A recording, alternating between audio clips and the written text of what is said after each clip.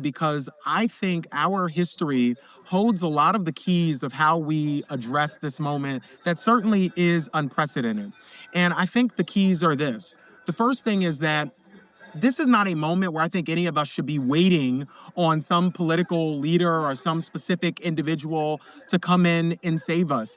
I reject this notion that we should be in the business right now of trying to find the next Democratic superhero. I think that is a fool's errand, and I think it's ahistorical. When we think about 60 years ago, not just the building of the Yorktown community, but the folks who showed up on the Edmund Pettus Bridge because in their moment, they wanted to push back against a guy who was saying segregation now, segregation tomorrow, segregation forever. And they marched across that Edmund Pettus Bridge not having a crystal ball,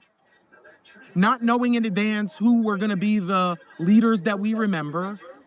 not knowing in advance that the work that they did was going to lead to the passage of the Voting Rights Act and the Civil Rights Act, not knowing how difficult it was going to be from that moment to where we are, and certainly not knowing that a lot of the same rhetoric and demons that they were fighting all those years ago were going to rear their ugly heads very much in the same way. But what it requires of us